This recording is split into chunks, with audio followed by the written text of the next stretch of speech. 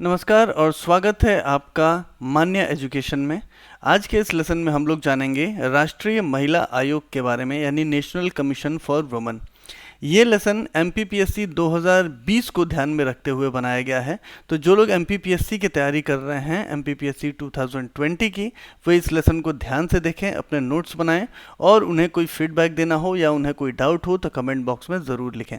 तो आइए हम लोग शुरू करते हैं और जानते हैं आज राष्ट्रीय महिला आयोग यानी नेशनल कमीशन फॉर वुमेन के बारे में।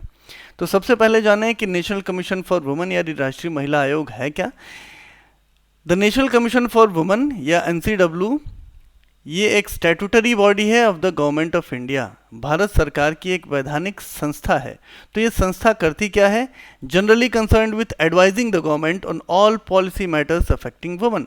तो ये संस्था एक वैधानिक संस्था है और ये महिला अधिकारों के लिए काम करने वाली संस्था है और साथ में महिला अधिकारों की सुरक्षा के लिए शासन को, गवर्नमेंट को अपने रिकमेंडेशंस भी, अपने एडवाइजेस, अपने संदेश, अपने जो भी सलाह है वो देने का भी काम करते हैं।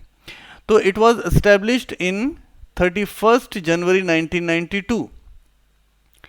31 जनवरी 1992 को इसका फॉर्मेशन हुआ था। ये डेट जरूर याद रखिएगा ना, 31 जनवरी 1992। Under the provisions of the Indian constitution as defined in the national commission for women act 1990। तो 1990 में एक एक्ट बना, national commission for women act 1990, और इसी एक्ट के तहत 31 जनवरी 1992 को नेशनल कमीशन फॉर वुमेन की स्थापना की गई। तो फॉर्म्ड ऑन 31 जनवरी 1992। ये जरूर याद रखिएगा। हेडक्वार्टर्स है जशोदा इंस्टीट्यूशनल एरिया, नई दिल्ली में। मेजर फंक्शंस जानते हैं एनसीडब्ल्यू यानी नेशनल कमीशन फॉर वुमेन का। मेजर फंक्शंस, पहला तो फंक्शन यह है कि इन्वेस्टिगेशन करना, एग्जामिन करना, सभी तरह के जो सेफ गार्ड्स दिए गए हैं महिलाओं को, जो उनकी सुरक्षा के लिए जो कानून बनाए गए हैं, उनका यदि कहीं भी वायलेशन होता हुआ पाया जाता है तो उस केस का इन्वेस्टिगेशन करना, एग्जामिनेशन करना, ये पहला फंक्शन है। उसके बाद जो भी काम किए गए हैं महिला अधिकारों की सुरक्षा के लिए, उसकी रिपोर्ट जो है वो सेंट्रल गवर्नमेंट को देना। तीसरा फंक्शन क्या है? Make recommendations for effective implementation of such safeguards to union और स्टेट गवर्नमेंट्स। तो जो भी काम किए गए हैं महिलाओं की सुरक्षा यथावत रखने के लिए, उसके बारे में सेंट्रल गवर्नमेंट को, स्टेट गवर्नमेंट को अपने रिकमेंडेशंस भी देना। तो इन्वेस्टिगेशन करना, एग्जामिनेशन करना, रिपोर्ट्स देना, रिकमेंडेशंस देना, ये प्रमुख जो हैं वो फंक्शंस हैं। और भी फंक्शंस हैं। और फंक्शंस क्या है? Take up cases of violation of law against women to appropriate authorities. किसी भी महिला के साथ यदि उसके अधिकारों का हनन हो रहा है तो अप्रोप्रिएट अथॉरिटीज जो हैं, जो भी लोक सेवक या जो भी अथॉरिटी हैं, उसकी जांच करने के लिए, उसे न्याय दिलाने के लिए जो भी अधिकृत है, उसके पास तक इस केस को पहुंचाना। Look into complaints and take suo motu action over them. ये बहुत ही इंपॉर्टेंट है। महिला अधिकारों के क्षेत्र में यदि कोई भी ऐसा काम होता है जिसके बारे में शासन या प्रशासन को पता नहीं है और महिला आयोग को पता चलता है कि ऐसा कोई काम हुआ है, तो महिला आयोग के पास ये अधिकार है कि वो इस पे सुओ मोटो एक्शन ले सकें, यानी अपने आप से कार्रवाई की शुरुआत कर सकें, स्वयं से कार्रवाई की शुरुआत कर सकें बिना शिकायत के। यहाँ पर इस केस में ये भी जानना जरूरी है कि सिटीजन ने कोई शिकायत भी नहीं की है, किसी तरह से नेशनल कमीशन फॉर वुमेन के संज्ञान में आता है कि ऐसे कोई घटना घटी है, तो अपने आप से इन्वेस्टिगेशन या कार्रवाई शुरू की जा सकती है। वर्क टुवर्ड्स वुमेन राइट्स, तो महिलाओं के अधिकारों के लिए काम करना, ये भी एक बहुत बड़ा फंक्शन है। कॉल फॉर स्पेशल स्टडीज और इन्वेस्टिगेशंस इनटू स्पेसिफिक प्रॉब्लम्स और सिचुएशंस। कुछ स्पेसिफिक समस्याएं होंगी, कुछ स्पेसिफिक प्रॉब्लम्स आएंगे, कुछ स्पेसिफिक सिचुएशन क्रिएट होंगे, क्योंकि ज़माना जैसे जैसे बदल रहा है वैसे वैसे लोगों की प्रकृति बदल रही है, लोगों का कैरेक्टर जो है वो काफ़ी हद तक चेंज हो रहा है, लोगों का काम करने का तरीका चेंज हो रहा है। इस वजह से जो अधिकार हैं उनमें भी बदलाव होना चाहिए और अधिकारों की सुरक्षा के लिए जो कदम बढ़ाए जा रहे हैं उनमें भी बदलाव होना चाहिए। इसलिए बार बार ध्यान देने की ज़रूरत है और लगातार स्टडी करने की ज़रूरत है, जो कि नेशनल कमीशन फॉर वुमेन करता है। Participate in planning process of socio economic development of women.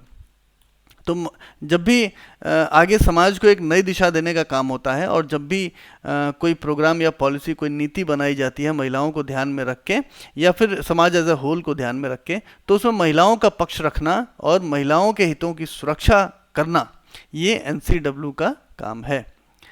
अब जो कंप्लेंट्स लिए जाते हैं उनमें एक स्पेसिफिक मैनर होता है। कुछ केसेस किसी तरह से हैंडल होते हैं, कुछ केसेस किसी तरह से हैंडल होते हैं। तो अभी हम लोग देख लेते हैं कि कंप्लेंट्स जो हैं वो किस मैनर में, किस तरीके से हैंडल किए जाते हैं। Specific cases of police apathy are send to the police authorities for investigation and cases are monitored. तो जो केसेस जो हैं पुलिस से रिलेटेड हैं वो पुलिस अथॉरिटी तक पहुंचाए जाते हैं और कार्य की प्रगति जो है वो उसकी मॉनिटरिंग की जाती है। फैमिली डिस्प्यूट्स आर रिजॉल्व्ड और compromises struck through counselling.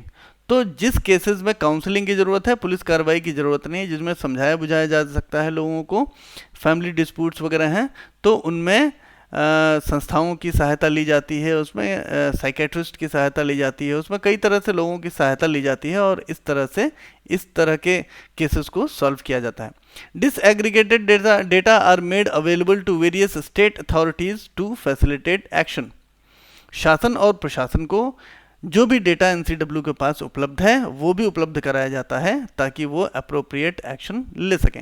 In sexual harassment complaints the concerned organisations are urged to expedite cases and the disposal is monitored. Sexual harassment के केसेस को बहुत ही महत्वपूर्ण मानते हुए जो भी कंसर्न्ड अथॉरिटीज़ हैं, जो भी कंसर्न्ड ऑर्गेनाइजेशंस हैं, उनको ये केस दिया जाता है। उन्हें जल्दी से जल्दी केस का निपटारा करने के लिए, जल्दी जल्दी पीड़िता को न्याय दिलाने के लिए उन्हें प्रोत्साहित किया जाता है और जो कार्रवाई हो रही है उस पर मॉनिटरिंग, उस पर चेक रखा जाता है। For serious crimes the commission constitutes an inquiry committee to provide immediate relief and justice to the victims of violence and atrocities. तो कुछ केसेस ऐसे होते हैं जहाँ पे सीरियस क्राइम्स होते हैं, जैसे कि कई लोगों की एक साथ हत्या हो गई या फिर पुराने रीति रिवाजों के तहत जो है किसी को मार डाला गया, किसी को जला दिया गया। इस तरह के जो बहुत सीरियस क्राइम्स होते हैं जिनका समाज पे बहुत ज़्यादा दुष्प्रभाव पड़ता है और जो कि महिला अधिकारों के लिए बहुत ही ज़्यादा बुरे माने जाते हैं, बहुत ही घृणित जो केसेस होते हैं, उनमें कमीशन जो है वो एक इंक्वायरी कमेटी भी बना सकता है और यह कमेटी पूरी तरह से मामले की जांच भी करती है और यदि वायलेंस और एट्रॉसिटीज़ हुए हैं तो इसकी पूरी तरह से जांच की जाती है और अथॉरिटीज़ को सहायता प्रदान की जाती है ताकि पीड़ित या पीड़िता को न्याय मिल सके। अब एनसीडब्ल्यू का जो कॉम्पोजिशन है, जो स्ट्रक्चर है वो कैसा है वो हम लोग समझ लेते हैं। एनसीडब्ल्यू में एक चेयरमैन होते हैं, चेयरपर्सन, उसमें 5 मेंबर्स होते हैं और एक उसमें से एक मेंबर सेक्रेटरी होते हैं, ठीक है ना। तो एक चेयरपर्सन हो गए, 5 मेंबर्स हो गए और उनमें से एक मेंबर सेक्रेटरी हो गए। चेयरपर्सन कौन होगा? Committed to the cause of woman. कोई भी पर्सन जो committed to the cause of woman हो उन्हें बनाया जाता है chairperson by the central government. तो कोई सामाजिक कार्यकर्ता हो, पॉलिटिशियन हो, जिन्होंने महिलाओं के लिए काफ़ी काम किया हो, उन्हें सेंट्रल गवर्नमेंट के द्वारा चेयरपर्सन नियुक्त किया जाता है। 5 मेंबर्स भी सेंट्रल गवर्नमेंट द्वारा ही नॉमिनेट किए जाते हैं और वो 5 लोग कौन होते हैं? जो कि person of ability, integrity and standing जिनके पास होती है, who have had experience in law और legislation, trade unionism, management of an industry और ऑर्गेनाइजेशन और committed to increasing the employment potential of women's voluntary organisation से संबंधित हों, एडमिनिस्ट्रेशन से संबंधित हों, इकोनॉमिक डेवलपमेंट, हेल्थ, एजुकेशन या सोशल वेलफेयर से संबंधित हों, तो अपने फील्ड में एक्सपर्ट हों, महिलाओं के प्रति, महिला अधिकारों के प्रति सजग हों और एक्सपर्टाइज रखते हों, महिला अधिकारों के प्रति काम करने को लालायित हों। ऐसे लोगों को 5 मेंबर के रूप में एनसीडब्ल्यू में रखा जाता है। इनमें एक चीज़ ध्यान रखने की ज़रूरत है कि एक मेंबर जो है वो SC/ST कम्युनिटी का होना इसमें आवश्यक है। चेयरपर्सन और मेंबर्स को सेंट्रल गवर्नमेंट के द्वारा इनडिसिप्लिन या फिर नैतिकता का यदि हनन किया है, यानी उनके ऊपर कोई प्रूवन चार्जेस हैं, तो सेंट्रल गवर्नमेंट के द्वारा हटाया भी जा सकता है। यहाँ पर 2 आंकड़े आप समझ लें कि फर्स्ट चेयरमैन ऑफ एनसीडब्ल्यू थे जयंती पाठक और अभी करंट में हैं रेखा शर्मा। ये जरूर याद रखिएगा। करंट चेयरपर्सन ऑफ एनसीडब्ल्यू जो है वो रेखा शर्मा हैं।